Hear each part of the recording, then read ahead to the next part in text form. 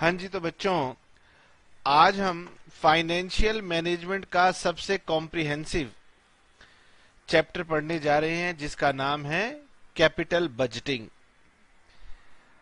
आइए तो हम अपने इस चैप्टर को स्टार्ट करते हैं और सभी बच्चे मेरे साथ साथ नोट करना शुरू करेंगे। कौन सा चैप्टर हम लोग पढ़ने जा रहे हैं? Capital budgeting.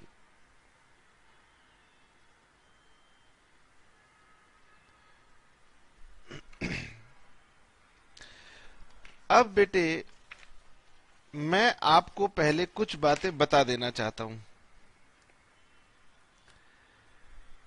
ठीक है सर। फाइनेंशियल मैनेजमेंट में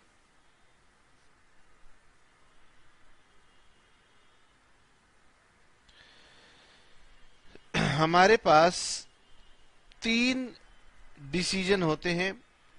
पहला होता है फाइनेंसिंग, दूसरा होता है इन्वेस्टिंग और तीसरा होता है dividend. Financial management decisions basically 3 तरह के होते हैं। Number 1 financing, investing and dividend. हम आज ये वाला पार्ट फाइनेंशियल मैनेजमेंट का डिस्कस करने जा रहे हैं। किसी भी बिजनेस में जब इन्वेस्टमेंट की जाती है तो 2 तरह की इन्वेस्टमेंट्स की जाती हैं। एक कहलाती हैं लॉन्ग टर्म, एक कहलाती हैं short term. Long term, short term. Long term investments का मतलब है कि आप फिक्स्ड एसेट्स में इन्वेस्ट करते हो। हालांकि आजकल हम फिक्स्ड की जगह नॉन करंट वर्ड यूज करते हैं। और शॉर्ट टर्म का मतलब होता है हम करंट एसेट्स में इन्वेस्टमेंट करते हैं। तो हमारे पास ये 2 अलग अलग चैप्टर आएंगे इन्वेस्टिंग में, एक लॉन्ग टर्म और एक शॉर्ट टर्म। ये जो लॉन्ग टर्म इन्वेस्टमेंट हैं इसी को हम लोग यहां पर बुलाते हैं कैपिटल बजटिंग डिसीजंस।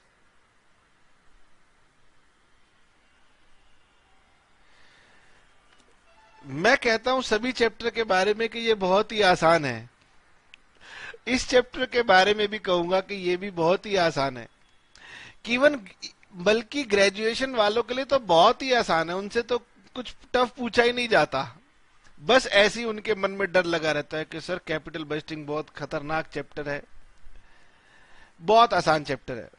बस मैं ये कहूंगा थोड़ा कॉम्प्रिहेंसिव है कि इसमें हमें कई सारी बातें आपको बतानी पड़ेंगी। बहुत डिटेल में ये चैप्टर होता है, लेकिन हमारे ग्रेजुएशन में ये लिमिटेड स्कोप तक ही पूछा जाता है। इसमें कुछ भी टफ नहीं है। बस तो सबसे पहले हम ये स्टार्ट करने वाले हैं कि सर कैपिटल बजटिंग में बेसिकली क्या सिखाया जाता है। व्हाट इज कैपिटल बजटिंग, हमें करना क्या है।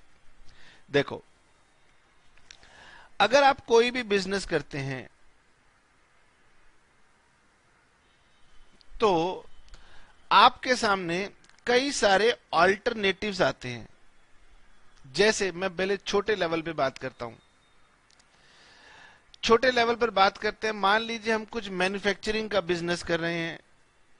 तो हमारे मैन्युफैक्चरिंग के बिजनेस में हमने ये सोचा कि हम एक नई मशीनरी परचेज करेंगे, हम एक नया प्रोडक्ट बनाएंगे। तो हमारे पास एक ऑप्शन आई कि सर चाइना से एक मशीनरी मिल रही है वो ले लें, कोरिया से मशीनरी मिल रही है वो ले लें, जर्मनी से एक मशीन मिल रही है ये ले लें। तो चाइना की मशीन की प्राइसिंग कुछ अलग होगी, कोरिया की मशीन की प्राइसिंग कुछ अलग होगी, जर्मनी की मशीन की प्राइसिंग अलग होगी। अच्छा सर, तो हम इनमें से सबसे सस्ती मशीन ले लेंगे। मैंने कहा बच्चों ये इतना आसान नहीं होता। बाजार में सबको पता है कि चाइना की मशीन सस्ती है, इसलिए चाइना से जो भी प्रोडक्ट आप बनाओगे उस प्रोडक्ट की प्राइस भी कम होगी। कोरियन मशीन से बनाओगे, अगर ये महंगी होती है तो प्रोडक्ट की प्राइस थोड़ी ज्यादा होगी। और इसकी प्रोडक्ट की प्राइस थोड़ी ज्यादा होगी। बच्चे के पास पूरा हक है कि सर मैं आपकी बात नहीं मानता। मैंने कहा लो, मैं इसको और सरल तरीके से आपको समझाता हूं। अब सर अगर पहले सरल तरीके से समझाना था तो फिर ये कठिन उदाहरण क्यों? अच्छा चलो छोड़ो। मैं कहता हूं मान लीजिए आप ना एक टैक्सी बुलवाते हैं, आपको कहीं जाना है, शहर में राइड करना है या शहर से बाहर जाना है, तो आप कभी कभार कैब फैसिलिटी यूज करते हैं। तो एक कैब प्रोवाइडर जो है उसने सोचा कि मैं कौन सी कार परचेज करूं। उसने कहा कि अगर मैं स्मॉल कार परचेज करूंगा तो प्राइस थोड़ा कम चार्ज करूंगा। मान लेते हैं, एक एग्जाम्पल के तौर पे ले लेते हैं, हमें नहीं पता क्या प्राइस चल रहा है, तो मान लीजिए वो कहता है अगर मैं कोई छोटी कार खरीदता हूं तो मैं 8 रुपीज पर किलोमीटर चार्ज करूंगा। या फिर वो कहता है कि मैं थोड़ी सी बड़ी वाली कार परचेज कर लेता हूं, तो अगर मैं बड़ी कार परचेज करूंगा थोड़ी इन्वेस्टमेंट ज्यादा होगी, लेकिन मैं price 10 rupees per kilometre charge कर लूंगा। उसके मन में एक और ऑप्शन आई, एसयूवी खरीद लेता हूं। एसयूवी खरीदूंगा, थोड़ा मनी और ज्यादा लगेगा, तो मैं कस्टमर से 14 रुपीज पर किलोमीटर चार्ज करूंगा। उसके माइंड में एक और ऑप्शन आई, क्यों ना कोई लग्जरी कार खरीद लूं, इन्वेस्टमेंट और बढ़ जाएगी, तो फिर मैं अपने कस्टमर से रेट चार्ज कर लूंगा 25 रुपीज पर किलोमीटर। तो हमारे सामने जब हम बिजनेस करते हैं तो इन्वेस्टमेंट के पॉइंट ऑफ व्यू से अलग अलग ऑप्शंस हमारे सामने आते हैं कि हमें क्या करना चाहिए। मान लीजिए सोचते हैं कि छोटी कार 6 लाख रुपए में आ जाएगी, उसके ऊपर हम गए, हमने कहा चलो कोई हैचबैक सी कार खरीद लेते हैं। उन्होंने कहा फिर आपको 9 लाख रुपीज इन्वेस्ट करने होंगे, 8 लाख इन्वेस्ट करने होंगे, इन्वेस्टमेंट बढ़ जाएगी। वो कह रहे हैं एसयूवी के लिए हो सकता है आपको 15 लाख 16 लाख खर्च करने पड़े, लग्जरी कार के लिए हो सकता है आपको 25 लाख 30 लाख या उससे भी ज्यादा खर्च करने पड़े।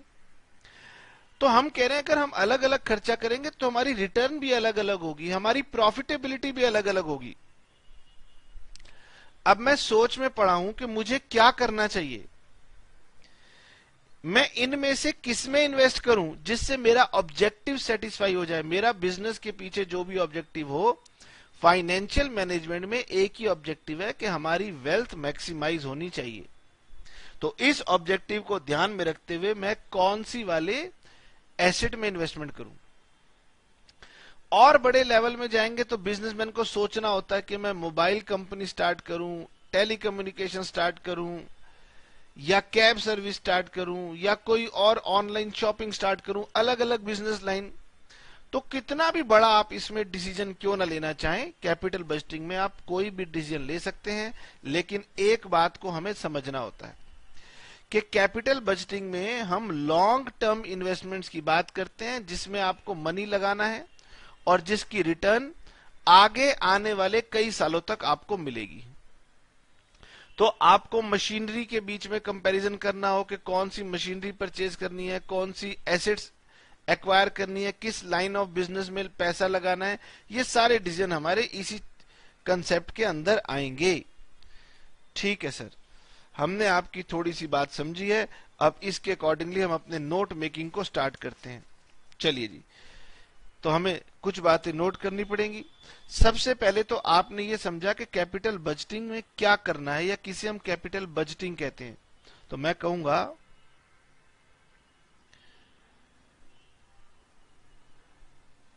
Capital budgeting decisions means a decision situation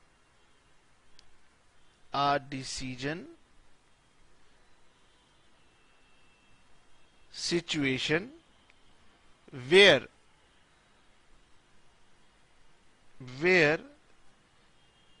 long term funds are invested। लंबे समय के लिए आपको अपने मनी को ब्लॉक करना है। कब ब्लॉक करना है? in the initial stages of the project, सारा का सारा पैसा या मैक्सिमम पैसा आपका स्टार्टिंग में लगेगा, एंड रिटर्न्स आर एक्सपेक्टेड, और जो आपको रिटर्न मिलेगी वो कब मिलेगी, over a long period of time, over a long period of time. अब सर लॉन्ग पीरियड की क्या डेफिनेशन है, तो मैं कहूंगा जनरली मोर देन 1 ईयर। अब लॉन्ग टर्म को हम कहते हैं कि भाई लॉन्ग टर्म तो कितना भी हो सकता है, लेकिन हम यहां पर बेसिकली बात कह के चलेंगे कि हमारे लिए यहां पर लॉन्ग टर्म का मतलब है कि 1 साल से ज्यादा। ठीक है सर। नाउ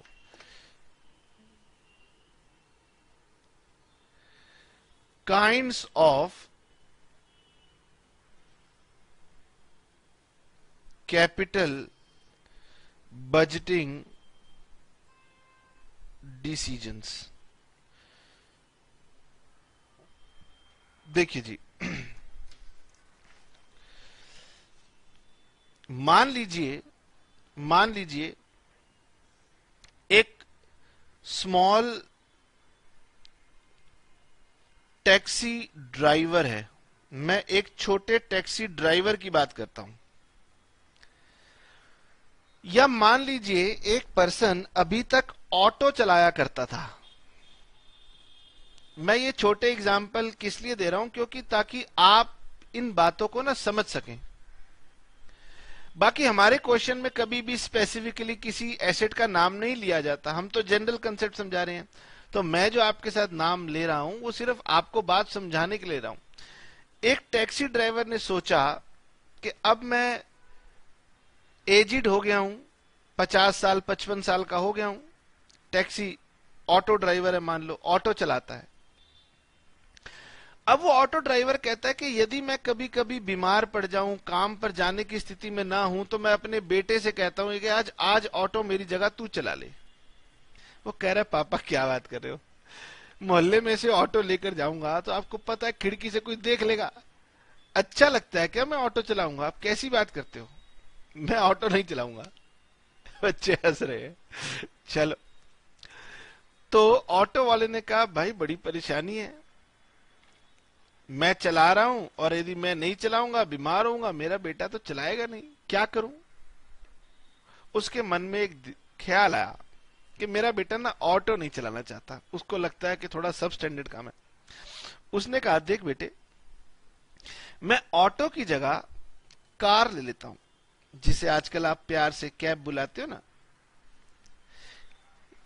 वो बड़ा खुश बेटा कि पापा कैब तो ना मैं चलाऊंगा, आप घर पे बैठना। अब फादर सोच रहा है कि देखो अगर मैं कैब ले लूं तो फायदा है, मैं भी कंफर्टेबली चला पाऊंगा। कभी सर्दी है, कभी धूप है, कभी बारिश है, कभी मौसम खराब है, पॉल्यूशन है, तो मैं भी सेफली चलाऊंगा, मेरे कस्टमर भी सेफ चलेंगे।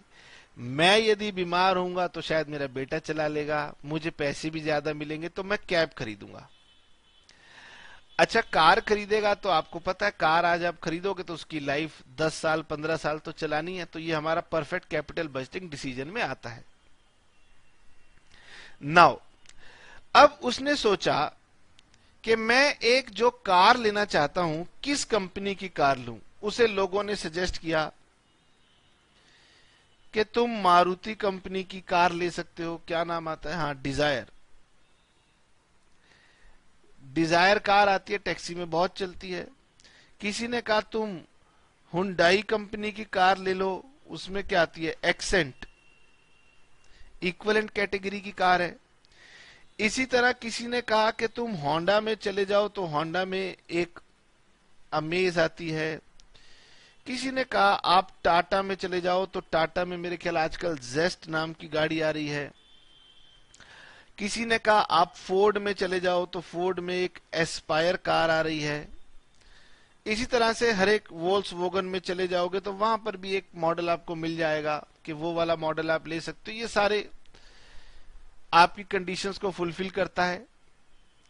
अब उसने कहा कि भाई मेरे पास 1 2 3 4 5 6, मान लो मेरे सामने में 6 ऑप्शंस आ रही हैं, तो मैं 6 में से कोई एक ही तो चूज करूंगा, है ना। तो उसे किसी ने बताया कि देखो भाई इसमें ये फायदा है, इसमें ये फायदा है, तो उसने कहा चलो 6 में से कोई एक चूज करनी है, तो सबसे ज्यादा पॉपुलर ये चल रही है, मैं इसको चूज कर लेता हूं। इसका मतलब उसने जब इस पर्टिकुलर एसेट को चूज कर लिया, तो इसका मतलब अब वो इनको नहीं चूज करेगा, रिजेक्ट हो गए। क्लियर। यानी जब गिवन ऑल्टरनेटिव्स में से किसी एक को चूज करना हो तो ये अलग डिसीजन हो गया, ठीक है। इसे हम बोलते हैं म्यूचुअली एक्सक्लूसिव डिसीजन। तो ये एग्जाम्पल हो गया म्यूचुअली एक्सक्लूसिव डिसीजन। हम इस बारे में लिखेंगे तो सर यहां क्यों लिखना, अपने पेज पे लिखते हैं। तो हमारा सबसे पहला हम ऐसे कह सकते हैं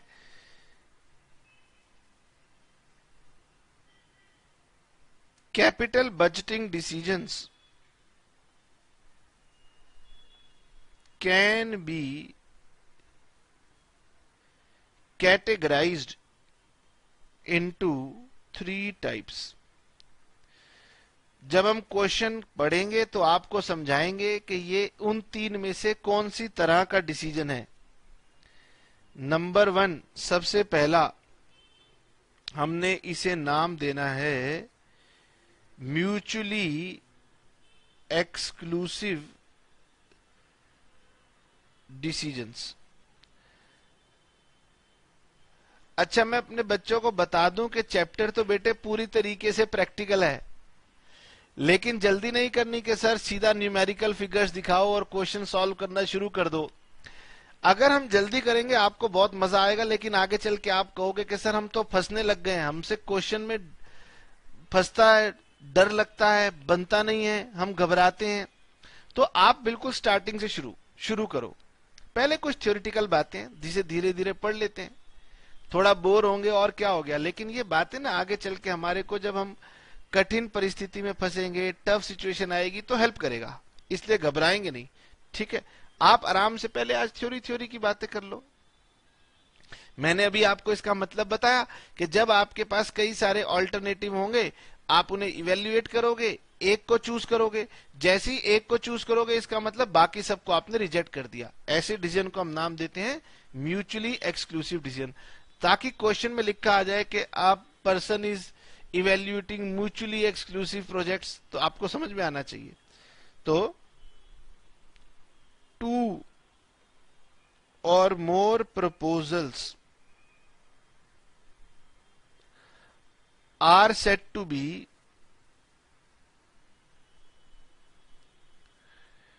म्यूचुअली एक्सक्लूसिव। हम उन्हें कब म्यूचुअली एक्सक्लूसिव कहेंगे? व्हेन एक्सेप्टेंस ऑफ वन, जब आप किसी एक को चुन लोगे। व्हेन एक्सेप्टेंस ऑफ वन मतलब one proposal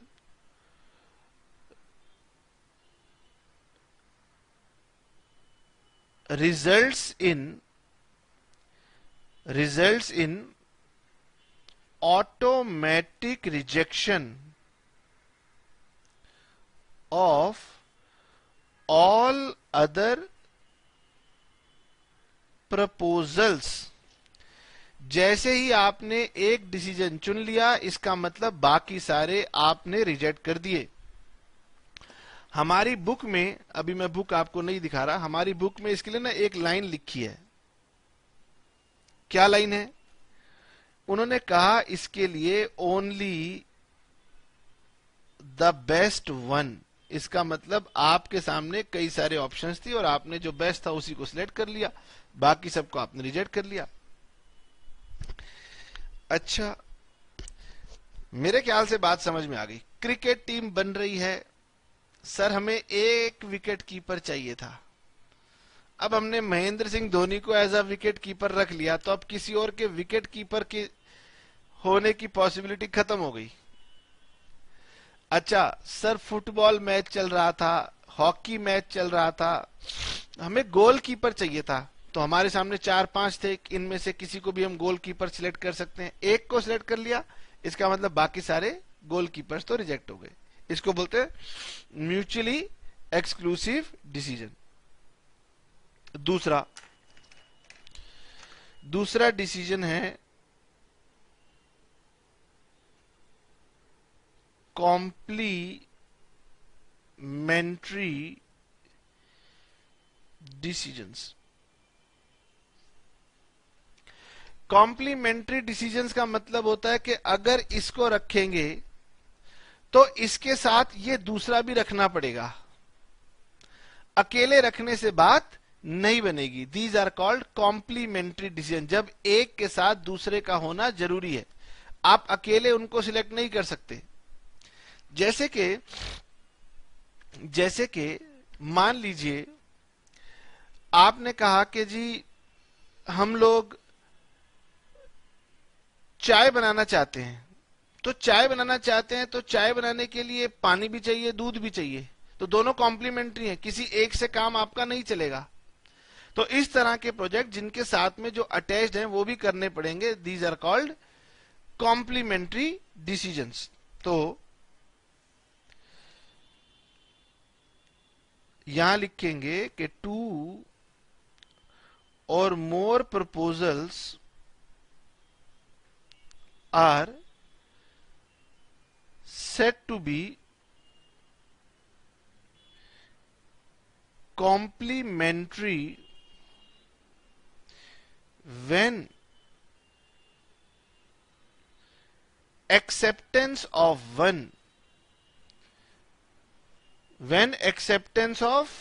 one proposal implies automatically या automatic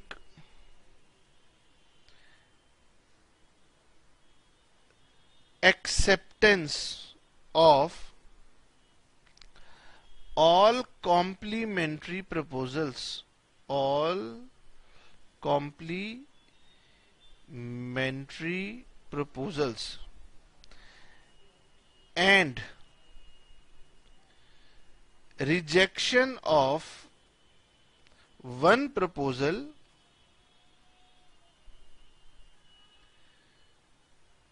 implies automatic rejection of all complementary proposals. All complementary proposals. इसका मतलब या तो सारे एक साथ एक्सेप्ट होंगे या फिर सारे के सारे एक साथ रिजेक्ट होंगे। इसको हम बोलते हैं कॉम्प्लीमेंट्री। या तो सारे एक साथ एक्सेप्ट होंगे या सारे एक साथ रिजेक्ट हो जाएंगे। ठीक है सर, हमारी बुक ने इसके बारे में कुछ लिखा ही नहीं, इसलिए उन्होंने इसके लिए कोई कोटेशन भी नहीं दी। नेक्स्ट नंबर 3, आप देना चाहें तो दे सकते हैं। नेक्स्ट है इंडिपेंडेंट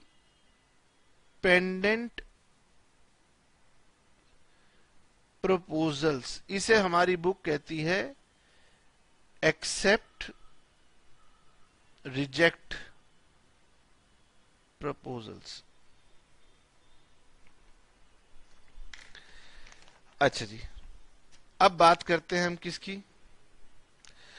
अब हम बात करते हैं एक टैक्सी ड्राइवर को छोड़ करके, अब हम बात करने जा रहे हैं कैब ऑपरेटर की, या हम कहेंगे कैब ऑपरेटर कंपनी की बात करने जा रहे हैं। ओला की बात कर रहे हैं, उबेर की बात कर रहे हैं, मेरू कैब आती हैं, जो भी आती हैं उन सब की बात कर रहे हैं। अब कंपनी कह रही है कि देखो, हम मारुति डिजायर अगर ले लेंगे तो इसका मतलब ये नहीं है कि हम हुंडई एक्सेंट नहीं लेंगे, हम वो भी ले सकते हैं, होंडा अमेज भी ले सकते हैं, टाटा जेस्ट भी ले सकते हैं। अगर इसमें फायदा है, इसमें फायदा है, इसमें फायदा है, इसमें फायदा है, मतलब मेरे नजरिए से जिस जिस में भी फायदा है मैं उन सभी को ले सकता हूं। तो मान लीजिए हम एक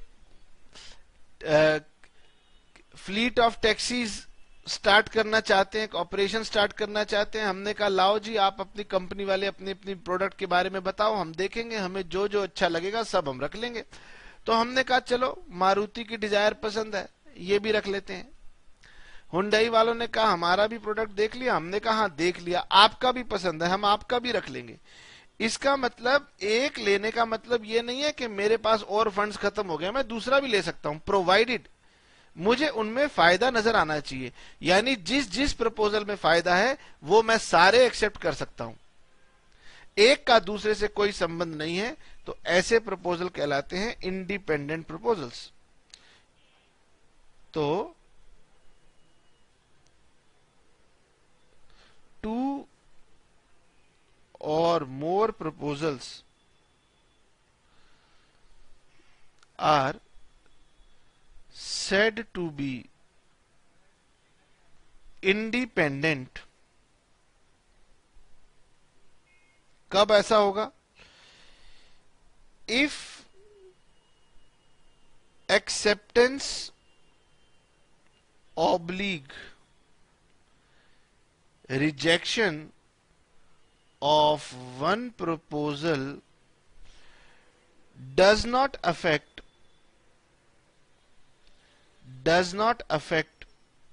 बोलो क्या? Acceptance oblique rejection of other proposal. एक को एक्सेप्ट कर लेने का मतलब ये नहीं है कि दूसरे को रिजेक्ट कर देंगे। एक बड़ी कंपनी है और बड़ी कंपनी कह रही है जी हमें तो बहुत सारे अकाउंटेंट चाहिए। एक अकाउंटेंट को कंपनी ने कहा हाँ यू आर सिलेक्टेड, तो इसका मतलब क्या बाकी सब वापस चले जाएं? हमने कहा नहीं भाई रुको, आओ आपका भी नंबर है, आप भी अपना इंटरव्यू दो, अगर आप भी अच्छे लगे तो आपको भी रख लेंगे, है ना। तो हम कहते हैं इसका भी बुक ने कोटेशन दिया है, ऑल द गुड वंस, जो जो अच्छा होगा वो सब रख लिया जाएगा। चलिए जी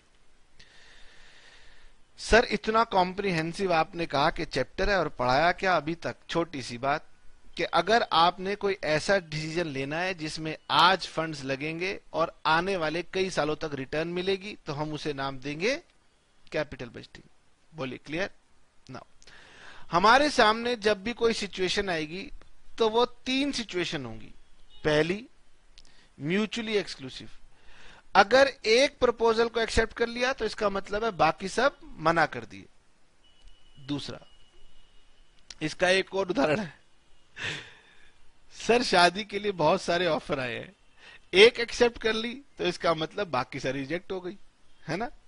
खैर चलिए आगे बढ़ते हैं वरना बच्चे पता नहीं क्या क्या बातें करते हैं। अगला आ गया कॉम्प्लीमेंट्री, अगर इसको एक्सेप्ट किया तो इसके साथ जो जुड़े हुए प्रोजेक्ट हैं वो ऑटोमेटिकली मान लिए जाएंगे कि वो भी एक्सेप्ट कर लिए, कॉम्प्लीमेंट्री हैं, साथ जुड़े हुए हैं।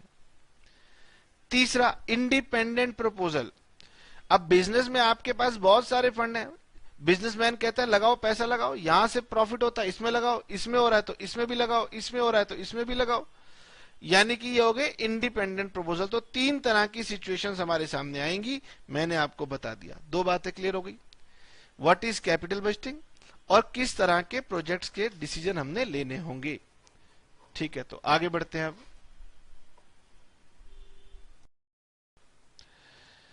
अब हमारे पास जो कैपिटल बजटिंग डिसीजन लेने हैं तो सर उसके लिए क्या करना होगा, इसकी शुरुआत करते हैं अब हम।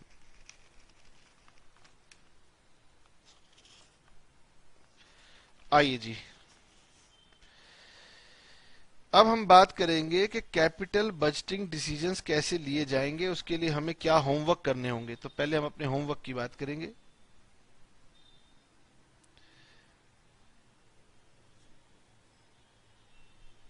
कैपिटल बजटिंग decisions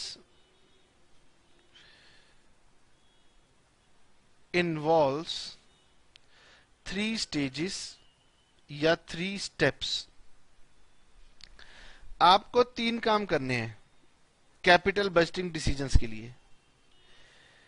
नंबर 1, सबसे पहले तो मैं पूछूंगा कि भाई आप जो भी प्रपोजल लेके आए हो, मुझे ये बताओ इस प्रपोजल में लागत क्या है, इन्वेस्टमेंट क्या है, कॉस्ट क्या है, और दूसरा इस प्रपोजल से रिटर्न क्या है, रेवेन्यू कितना मिलेगा, ये बताओ। तो हम आपसे क्या पूछेंगे, 3 बातें हम आपसे पूछेंगे। सबसे पहली बात होगी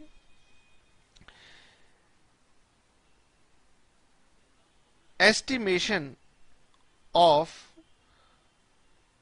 costs and benefits of a proposal. जो भी प्रपोजल आपके पास है उससे जुड़ी हुई कॉस्ट बताइए और उनसे जुड़े हुए बेनिफिट्स बताइए, नंबर 1। दूसरा,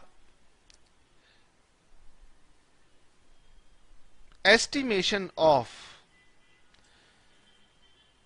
रिक्वायर्ड रेट ऑफ रिटर्न। एक फाइनेंशियल मैनेजर को दूसरी बात यह जाननी है कि बताइए बिजनेसमैन क्या सोच रहा है कि उसे कितना अर्न करना है, उसके पीछे भी लॉजिक्स है। ये नहीं कि सर मुझे तो सारी दुनिया जीतनी है, ऐसी बातें नहीं होती। तीसरा, using appropriate capital budgeting technique.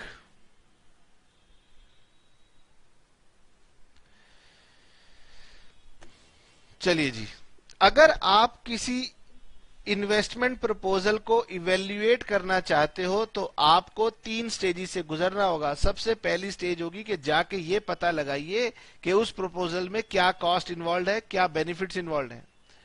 जब आप ये बता देंगे कॉस्ट और बेनिफिट तो काम नहीं चलेगा। फिर मैं पूछूंगा कि ये बताइए आप क्या कमाना चाहते थे, कितनी रेट ऑफ रिटर्न आपको कमानी है, इसके पीछे भी लॉजिक होते हैं। और तीसरी बात, what is the technique to be use. Sir किस टेक्निक से आप इसको इवेल्युएट करेंगे। तो मैं आपको बता दूं, ये जो हमारा चैप्टर नंबर 3 है, ये चैप्टर नंबर 3 कहेगा कि देखो मैं आपको ये समझाऊंगा कि किसी भी प्रोजेक्ट के कॉस्ट और बेनिफिट्स को जो हैं उन्हें हम कैसे एस्टिमेट करेंगे। ये चैप्टर हमें ये सिखाएगा। बस पूरा चैप्टर इसी बात के ऊपर बेस्ड है। हम इसमें कोई कैपिटल बजटिंग डिसीजन ले ही नहीं पाएंगे, क्योंकि टेक्निक तो हम आपको किसी और चैप्टर में सिखाएंगे। ठीक है सर। चलिए जी, इस चैप्टर में हम कॉस्ट और बेनिफिट्स इवेल्युएट करेंगे। तो सभी बच्चे लिखेंगे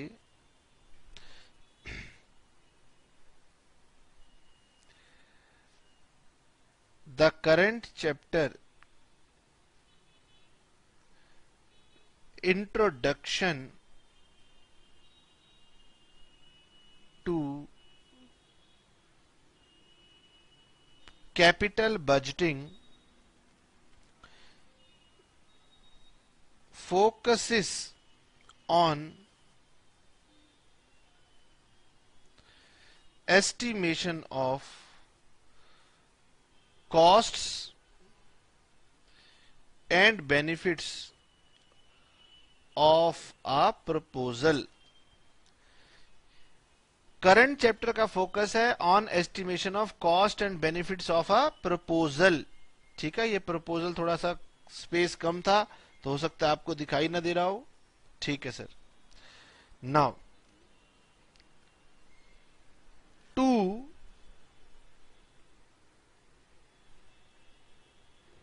alternatives आर सजेस्टेड।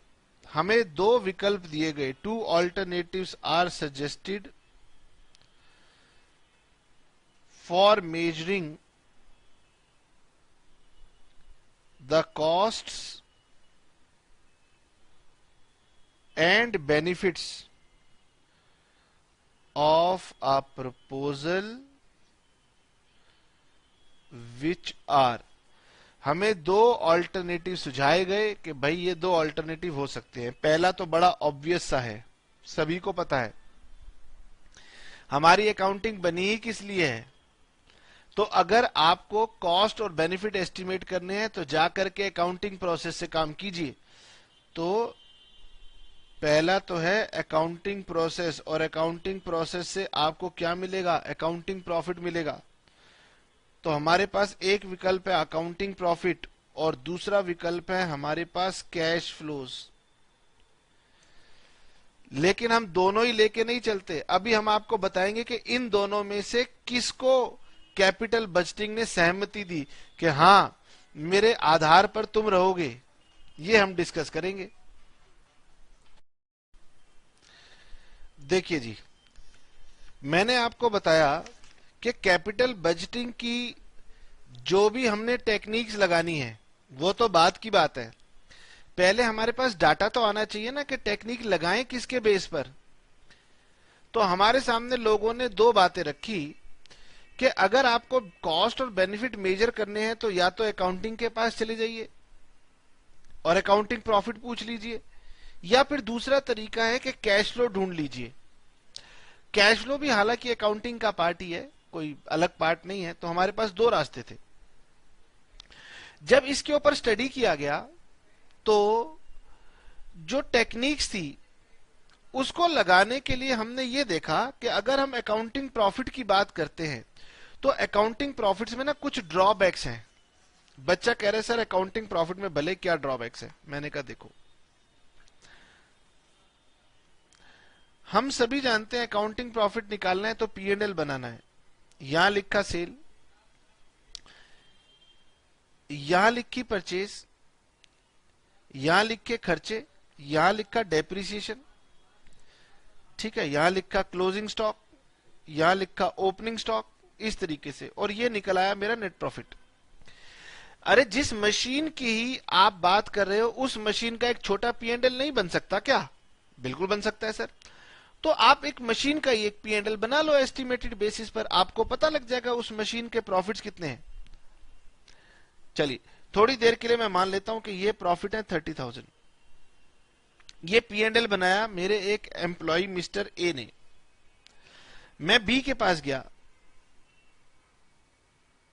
मैंने कहा बी क्या तुम मेरे लिए ये पी एंड एल दोबारा बना सकते हो? बी ने कहा हाँ बना सकता हूं। बी ने कहा लेकिन आप दोबारा क्यों बनाना चाहते हो? मैंने कहा ऐसे ही चेक करना चाहता हूं। वो कह रहे बताओ क्या करूं? तुम्हें 30 अच्छा नहीं लग रहा नेट प्रॉफिट, तो क्या मैं प्रॉफिट 35 कर दूं? या तुम्हें अगर 30 अच्छा नहीं लग रहा, ज्यादा लग रहा है, तो इसे कम करके 20 कर दूं, 25 कर दूं? मैंने कहा भाई कैसे कर दोगे? मैंने कहा देख तुम्हारी सेल तो एज इट इज सेम रहेगी, purchase as it is same रहेगी। अब मेरे पास क्या विकल्प है? स्टॉक। जो बच्चे अकाउंटिंग जानते हैं वो उन सबको पता है कि स्टॉक को वैल्यू करने का एक तरीका होता है फर्स्ट इन फर्स्ट आउट, एक तरीका होता है लास्ट इन फर्स्ट आउट, और भी कई तरीके होते हैं। तो वो कहता है कि मैं स्टॉक की वैल्यूएशन बदल देता हूं।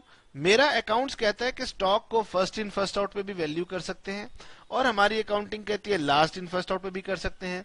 तो मैं बेस चेंज करके देख लेता हूं, जहां पर वैल्यू कम आएगी यहां डाल दूंगा, प्रॉफिट बढ़ाना है तो जहां वैल्यू बढ़ेगी वो यहां डाल देता हूं। हमने का खर्चे हैं, आगे पीछे कर देता हूं। डेप्रिसिएशन है, इसमें भी एसएलएम है, डब्ल्यूडीवी है। मतलब अकाउंटिंग प्रॉफिट के अंदर बहुत सारी जजमेंट लगी हुई हैं। इन जजमेंट की वजह से किसी भी दो लोगों का अकाउंटिंग प्रॉफिट सिमिलर नहीं आएगा। हमें तो क्वेश्चन कहता है जी डेप्रिसिएशन लगा दो, इसलिए हम लगा देते हैं, हमारा आंसर सेम आ जाता है। लेकिन रियल लाइफ में डेप्रिसिएशन कौन लगाएगा, कितना लगाएगा, ये सारे ना हमारे सब्जेक्टिव मैटर हैं। मुझे जो अच्छा लगेगा मैं उस हिसाब से काम करूंगा। इसीलिए ये प्रॉफिट ना एग्जैक्ट कभी भी नहीं आता, इसमें मैनिपुलेशन के स्कोप रहते हैं। कोई भी जाकर के ये नहीं कह सकता कि भाई यही प्रॉफिट सभी लोग निकालेंगे, ये बदल जाएंगे। इसीलिए ये लॉजिकल नहीं है कि हम अकाउंटिंग प्रॉफिट्स को बेस बनाएं। इसीलिए हम अकाउंटिंग प्रॉफिट्स को बेस नहीं बना पाएंगे। ये सबसे पहली बात सभी बच्चों को समझ में आनी चाहिए। ठीक है सर, सबसे पहले लिखेंगे नंबर 1, अकाउंटिंग प्रॉफिट, मैंने आपको बताया कि हमें फाइनेंशियल मैनेजमेंट में अकाउंटिंग प्रॉफिट पसंद नहीं आ रहा, ये मैंने आपको बताया। कारण क्या थे? उसे मैनिपुलेट किया जा सकता है, चेंज किया जा सकता है। तो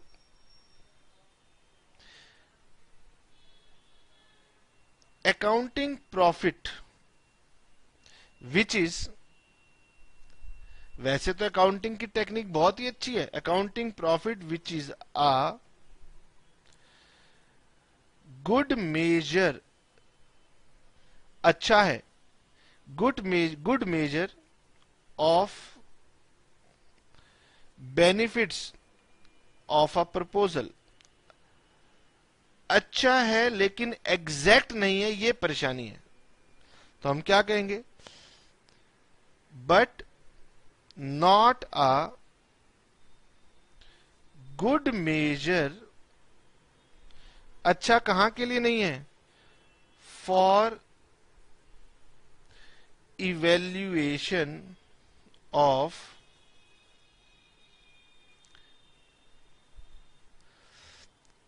कैपिटल बजटिंग प्रपोजल्स। हमने कहा क्यों? Due to the following reasons. भाई हमें ये कैपिटल बजटिंग के लिए या फाइनेंशियल मैनेजमेंट के लिए ठीक नहीं लगता। किसी ने पूछा बताओ कारण बताओ, हमने कहा देखो इसका कई कारण है। Number 1, accounting profit is a subjective matter, मतलब आपकी इच्छा के अनुसार चल रहा है। And can be easily changed, आप इसे बदल सकते हैं bye adopting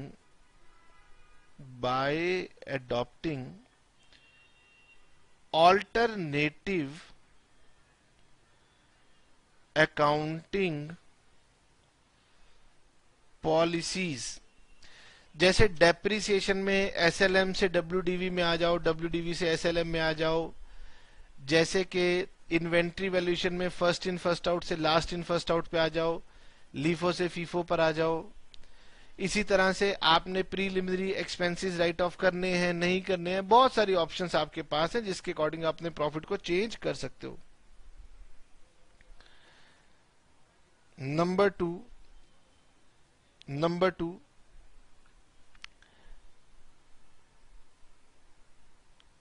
accounting profit is calculated after so many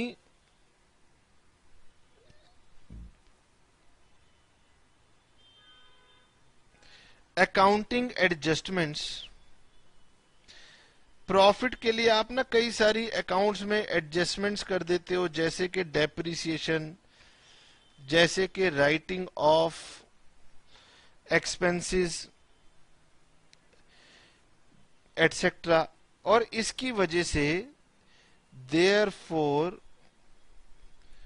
it is not a true measure of benefit. आप क्या करते हो? आप अपने अकाउंटिंग प्रॉफिट में ना जाने कौन कौन सी एडजस्टमेंट कर देते हो, इतनी एडजस्टमेंट कर देते हो कि कहने की बात नहीं है। तो उतनी एडजस्टमेंट करने के बाद फिर ये हमारे काम का नहीं रहता, मतलब कुछ अननेसेसरी एडजस्टमेंट्स भी आप इसके अंदर कर देते हो। और तीसरा सबसे इंपॉर्टेंट बात क्या है? तीसरा सबसे इंपॉर्टेंट बात यह है कि अकाउंटिंग प्रॉफिट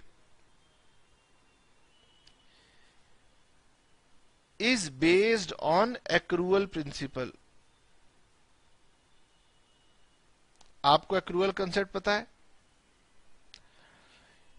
एक्रूअल कंसेप्ट की वजह से जो हमारी सेल्स और जो हमारे एक्सपेंसेस होते हैं, सेल्स एंड एक्सपेंसेस, हम उन्हें रिकॉर्ड करते हैं जब उनका इफेक्ट पड़ता है, ना कि जब हम कैश में उनको डील करते हैं। तो हम लोग क्या करते हैं, sales and expenses are recorded in the period in which they are incurred. जब आपने खर्चा किया तब आपने बुक्स में लिख लिया, rather than the period in which they are actually received और पेड। आपने एक्रूअल कंसेप्ट में क्या किया, जब आपने इंकर किया तो आपने उनको रिकॉर्ड कर लिया, और हमने जब उन्हें एक्चुअली में रिसीव किया, पे किया, तब आपने देखा नहीं। तो इससे क्या हुआ कि उसका टाइम ऑफ अकरेंस कुछ और था और अकाउंटिंग के अकॉर्डिंग उसका टाइम ऑफ अकरेंस कुछ और था। तो ये हमारी सबसे बड़ी ड्रॉबैक है, जिसकी वजह से हम इसे अडॉप्ट नहीं कर पाएंगे, क्योंकि आगे चल के ना हमने time value of money concept लगाना है। टाइम वैल्यू ऑफ मनी के लिए हमें एग्जैक्ट मनी चाहिए, और ये एग्जैक्ट मनी की लोकेशन को बता नहीं रहा। आपने इस बार खर्चा किया तो इस साल रिकॉर्ड करो, पेमेंट आप अगले साल करे हो, मिसमैच कर रहा है ये। तो इसीलिए जब धीरे धीरे आप कैपिटल बजटिंग टेक्निक को पढ़ोगे तो आप समझ जाओगे कि ये मेजर कंसर्न था, जिसकी वजह से हमने अकाउंटिंग प्रॉफिट को छोड़ दिया और हमने कहा हम किसके बेस पर काम करेंगे, तो हम कैश फ्लोज के ऊपर काम करेंगे। तो हमारा जो दूसरा कंसर्न था अकाउंटिंग प्रॉफिट की जगह, वो था हमारे पास कैश फ्लोज। ये हमारे ज्यादा काम का है, तो हम पहले आपके साथ कैश फ्लोज की बात करेंगे। तो इन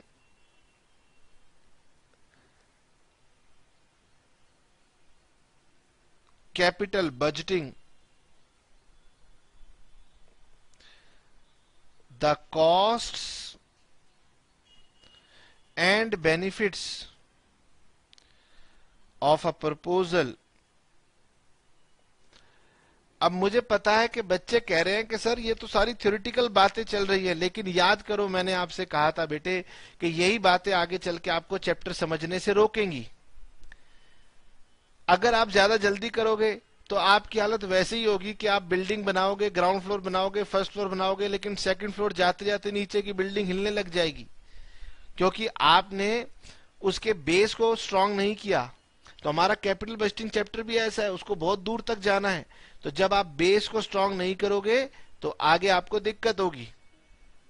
लेकिन सर आप ना ब्रेक देते हो ना कुछ करते हो, लगातार चलते रहते हो। चलो कोई बात तो भी टाइम मत लगाओ। In capital budgeting the cost and benefits of a proposal are measured in terms of cash flows.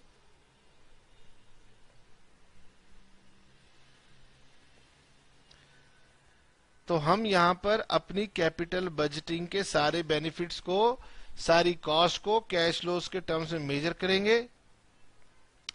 अब यहां से हमारी मेन बातें स्टार्ट होनी शुरू हो जाएंगी, क्योंकि अब हम कैश फ्लो में एंटर कर गए और वो हमारे कैपिटल बजटिंग का बेस बनने वाला है।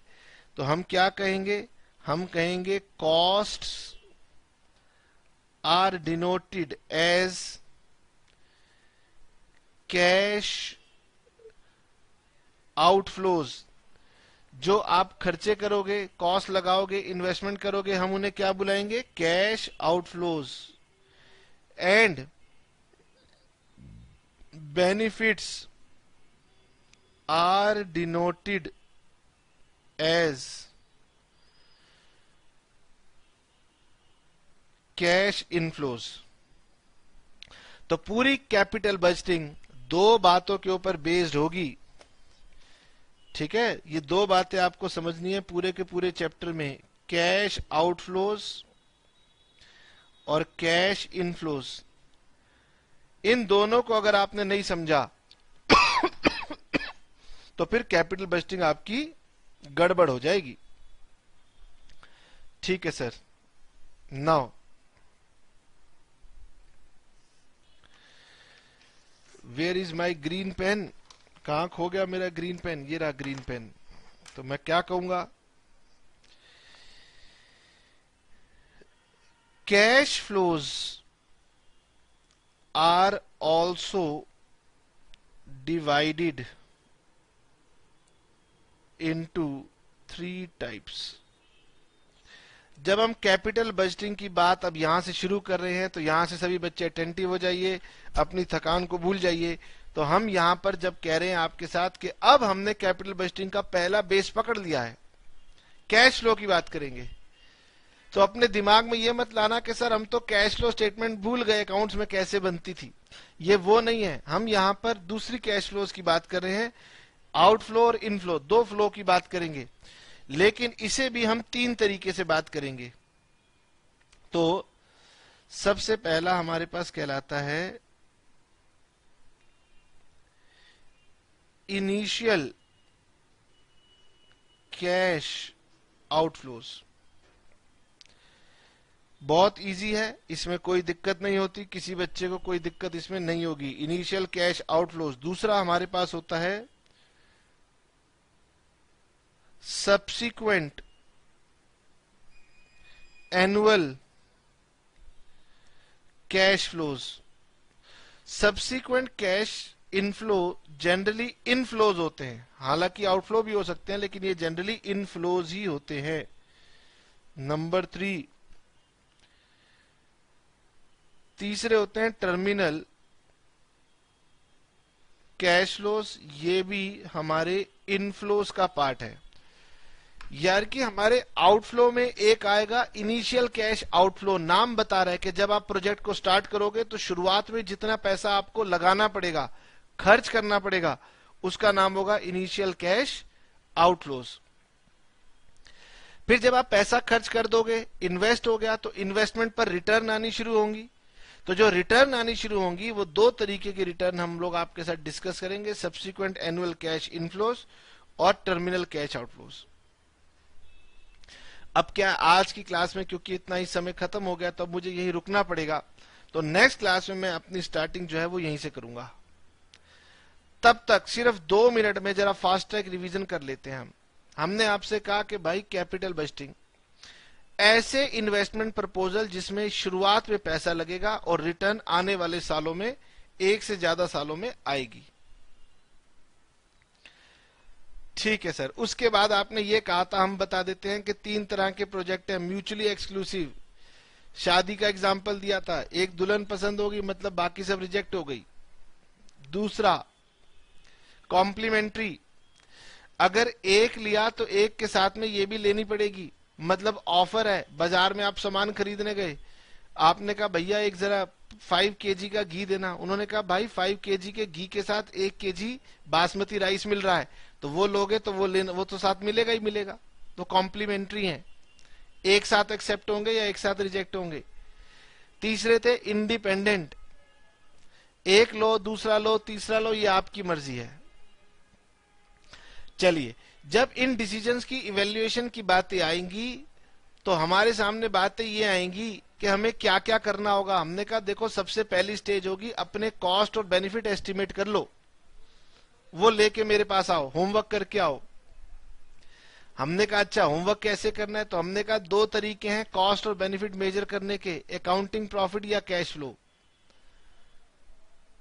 बताइए। हमने कहा अकाउंटिंग प्रॉफिट में तो मैनिपुलेशन हो सकती है, तो मैनिपुलेशन हो सकती है इसलिए वो कांस्टेंट नहीं है, उसको साइड में रख दो। किसकी बात करो, कैश फ्लोज की बात करो। अब जब कैश फ्लो की बात करोगे तो मैंने कहा कैपिटल बजटिंग अब यहां से स्टार्ट हो गई, क्योंकि अब सिखा रहे हैं और यही बातें आपको आगे चल के यूज करनी है। जब कैश फ्लो की बातें की तो आपसे कहा कि 3 तरह के कैश फ्लो चाहिए, initial cash outflow, subsequent annual cash flow और टर्मिनल कैश फ्लो। जब यहां तक बताया और कैपिटल बजटिंग शुरू होने को आई तो हमारा टाइम खत्म होने को आ गया। बच्चे कह रहे हम भी थक गए, छोटी सी बात इतनी लंबी आपने बताई। चलो कोई बात नहीं, अब हम नेक्स्ट क्लास में आपके साथ स्टार्ट करेंगे यहां से। चलिए tata bye bye, see you.